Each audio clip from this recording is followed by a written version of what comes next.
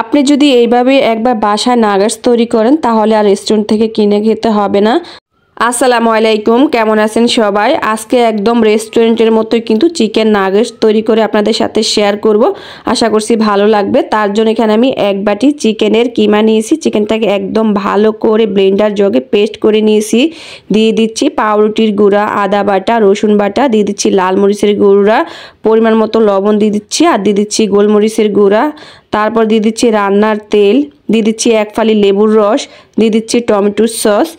এখন এটাকে মেখে নিব। আমার মনে হচ্ছে আরও কিছু পাউরুটির গুঁড়া লাগবে, তার জন্য আমি আরও কিছু পাউরুটির গুঁড়া দিয়েছি। দিয়ে এটাকে খুব ভালো করে মেখে নর্মাল ফ্রিজে রেখে দিয়েছি আধা ঘন্টার জন্য। আধা ঘন্টা পর ফ্রিজ থেকে নামিয়ে নিয়েছি।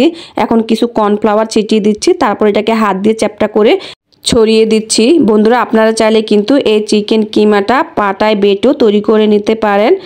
এই নাগেটসটা তৈরি করার জন্য প্রথমে চারপাশটা একটু কেটে সমান করে নিচ্ছি, তারপরে এখানে মাঝখান থেকে কেটে লম্বালম্বি করে নিচ্ছি। এখন আমরা নাগেটসের আকৃতি দিয়ে নিব। এই নাগেটসটা তৈরি করা খুবই সহজ, বাসায় অবশ্যই আপনারা একবার তৈরি করবেন। এই তো আমি সবগুলো নাগেটস তৈরি করে নিয়েছি। আর এখানে একটা ডিম ফেটিয়ে নিচ্ছি, দিয়ে দিচ্ছি পরিমাণ মতো লবণ। এখন ডিমটাকে খুব ভালো করে ফেটিয়ে নিব। ডিমটা কিন্তু ফেটানো হয়ে গেছে। আর এখানে নিয়েছি কর্নফ্লাওয়ার। প্রথমে একটা নাগেটস নিব, নিয়ে তারপরে কর্নফ্লাওয়ারে খুব ভালো করে গড়িয়ে কোট করে নিব।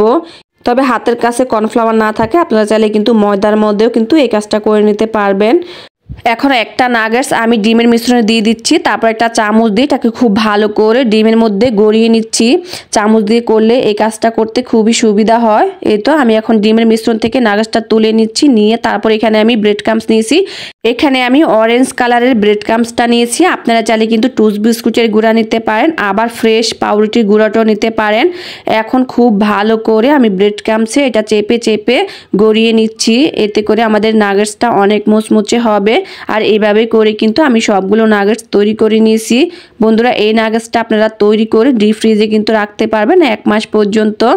এই তো চুলায় আমি আগে থেকে তেলটা গরম করে নিয়েছি। সেই গরম তেলে কিন্তু কিছু নাগেটস দিয়ে নিচ্ছি।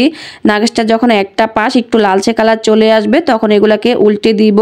নাগেটসগুলো উল্টে পাল্টে যখন কিছুটা হয়ে আসবে তখন একটা সাইড করে আমার বাকি যে নাগেটসগুলো ছিল সেই নাগেটসগুলো কিন্তু আমি এর মধ্যে দিয়ে দিয়েছি।